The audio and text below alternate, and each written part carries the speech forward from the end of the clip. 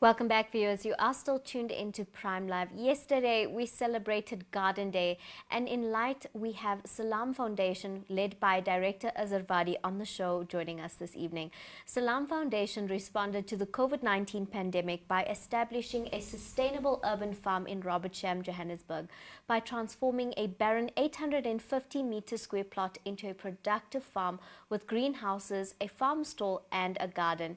Now, through this innovative farming initiative, the Salaam Foundation brought a ray of hope to their community, cultivating both plants and positive change, and by turning adversity into opportunity. The organization was able to help those that were most affected by the pandemic access healthy, nutritious, and delicious food. Assalamu alaikum. Thank you so much for joining us on Prime Live. Jazakallah for the opportunity. I mean, I love the concept of an urban garden, and I love the concept about a garden that is going to give back to community, especially something that was as devastating as COVID-19, took away a lot of access for a lot of people. So I really love the idea of the initiative. But can you talk us through what was the inception of the initiative? Where did the idea come from, and how was it started? So Salaam Foundation has been involved in humanitarian aid projects for quite some time. We've been all over the world assisting people in various ways, right? So one of the key aspects is obviously hunger alleviation and tackling poverty of the stomach. During COVID-19, we saw it become a reality on a much larger scale in South Africa. People who could previously afford, who may have been employed, suddenly lost their jobs, found themselves without an income, and they needed that food immediately. The first thing that you think about is a food hamper, and alhamdulillah, we managed to reach many homes like other organizations around South Africa and saved families from basically almost starvation in some cases. But as we looked at it, the amount of resources that are being spent per annum by organizations in the charitable sector on food hampers is phenomenal. It's a huge amount of money that goes into that, and we got to begin to look at something a little bit more sustainable, and that's where the idea came about. Let's try and plant something, let's try and put down something into the ground, and then the next challenge is where to start. And we looked around us, and all we had was this little office space in Robertsham, and we said, let's do it right here and make it an example. And that's when we started. We planted just one tray of little radish seedlings.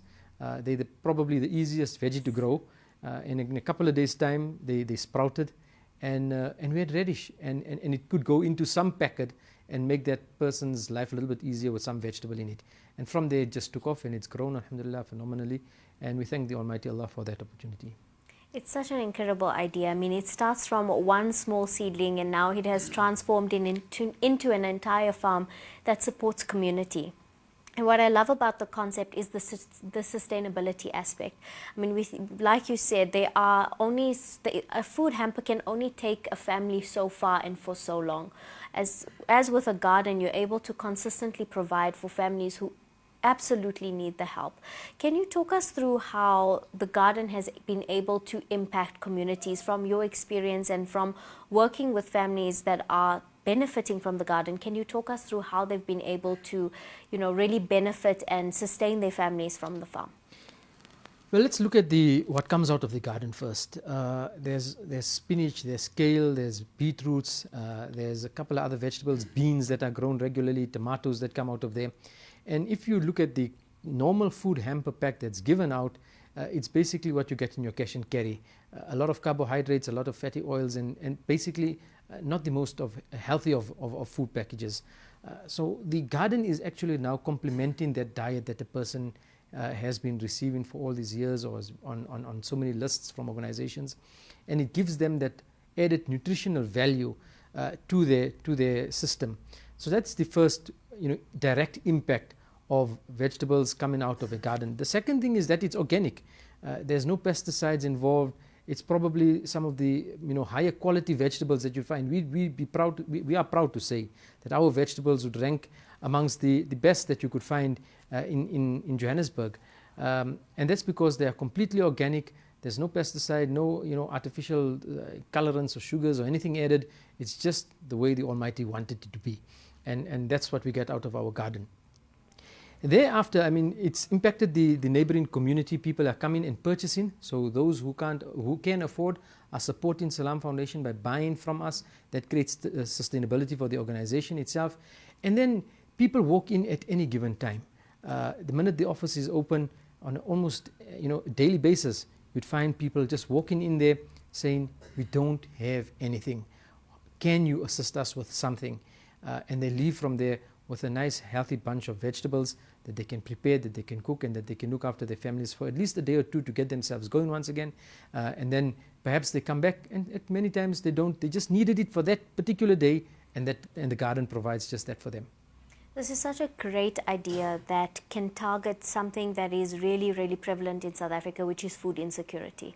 And I know that starting something like this is not easy at all, but it's something that is growing and changing and evolving. Can you talk us through some of the growth or some of the expansion that we can look forward to when it comes to the urban garden? I know that you guys also have one in the Vaal area. Can you talk to us a bit more about that? So what we've done, the most important thing in an urban garden, let's just start there, is the human being behind it. One, we have the challenge of land, you have the challenge of the latest technologies, of seeds, of what, sometimes the rain and the weather. But the first thing that you need is a committed human being. And once we find that person, then we are able to grow a garden around that person. It's 365 days of the year. Yeah. Sometimes we put up these gardens in schools or in institutions, and then the first holiday break that comes, the students are not there, or the teacher that's normally passionate about it is off for a couple of weeks, and when they come back it's like a jungle, and who wants to now go through all of that again? So you need commitment, you need dedication, and I think that's what the secret to it all is. The team at Salaam Foundation is extremely passionate about what they're doing, and that's really the foundation upon which all of it is built. We've extended the concept first in the Gauteng area to some of the communities around us in the south of Johannesburg. Further south, if you go towards a place called Mountain View, it's part of Grasmere, the extended Grasmere area. There we have a garden that has been set up. About 250 children attend the afternoon madrasa classes at that particular musalla. A greenhouse or shade netting area has been set up. There's irrigation that has been put in. And every single day of the schooling year, they receive a meal. Some of it is supplemented from what a person would normally eat in terms of maize meal or rice or samp. But every day there's a vegetable that comes from the garden that is in that particular meal. So there again, we are saving, we are feeding. The cost is minimal, it's nutritional, and the community is actually involved in it. Another concept that we've built into that as well, if they have access, so young farmers or startup farmers often find a problem in terms of reaching a market. To be able to take that crop and to find somebody who's going to buy it. So you're either going to stand on a street corner somewhere in an informal manner and try and sell your spinach or kale or beetroot, or you're going to, if you have a large enough quantity, you're going to take it to the Johannesburg market and you're going to try and sell it there, where you probably will not get much out of it because your quantity is just not enough. So what we promise our startup farmers is that if you take on this project with us, and if you show commitment and dedication and there is excess, then we buy that back from you as an organization. And we take that food to another community and we feed them with that, with those vegetables. So now you monetarily incentivized.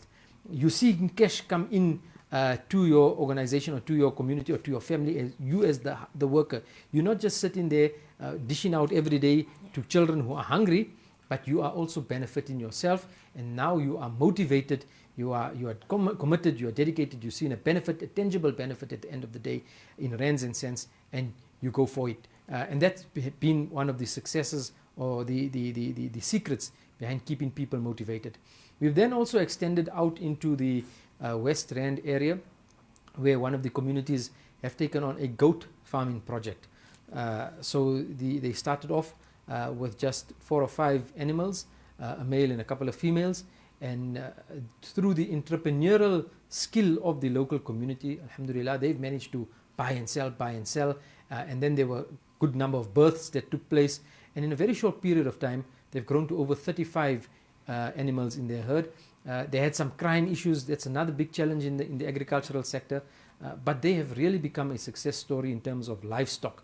They've now added 3 cattle to the entire herd and flock, and they're growing. And I think within the next 2 or 3 years, they would be able to become real suppliers into, for example, the Kurbani market, or just selling to people who would be slaughtered in for cultural purposes, or in the Islamic sense as a sadaqah or whatever, aqiqah, they'd be able to supply the community with animals. So those have been some of our success stories in the immediate community. And then, yes, as you said, we've also extended further into the Val. Oh, that's incredible. I mean, I love the cycle that's been created. More than, giving back to communities and feeding hungry children. We know there are thousands of children who are in schools, who are going to school hungry and are dependent on that one meal that they get at school. So you're supporting an entire community, but you're also empowering people with skills of entrepreneurship and being able to provide an income to these people and giving them that opportunity.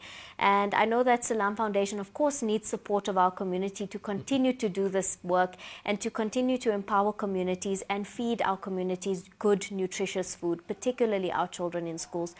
In closing, can you please share with our viewers this evening, how can they get in touch with supporting some of the incredible work that Salaam Foundation does? How can we get involved? Can we volunteer? How can we make donations? We know that we need to rally community support in order to drive this initiative forward and hopefully have little farms everywhere all across South Africa from Salaam Foundation. Absolutely. In total, we are managing now to distribute almost 10,000 meals every month. So it's a huge project. Yeah. If you look at the costings and what goes into it, and to be able to bring that out, maneuver it, the logistics behind it, it requires a lot of assistance and help, and the community, without their support, we wouldn't really be going anywhere. So they can go down to our website. Our banking details and all the information is there readily available. Some of the pictures, videos, feedback of the project and other projects as well. And we really, really would appreciate their support, and obviously the support of platforms like this that have stood by us for such a long time. Jazakallah for joining us this evening, and to everyone at the Salaam Foundation and everyone in your team, may Allah accept and reward the efforts that you have made to create so much of opportunity for communities and to feed and nurture our community. So thank you very much. Jazakallah khair. Viewers at home, that was Salaam Foundation doing incredible work in communities, tackling a huge issue like food insecurity. Please do reach out via the website to make a donation, or if you would like to get more involved regarding the urban gardening initiatives as well as some of the other feeding initiatives that they do, please do also reach out to them on their social media platforms. There are incredible foundations like Salaam Foundation who is doing incredible work to make our communities better. So please do give of yourself in any way that you can to support these projects and initiatives so they can grow further and reach even more people than they already are. But on that note, it is time for us to head over to an ad break, and we'll come right back.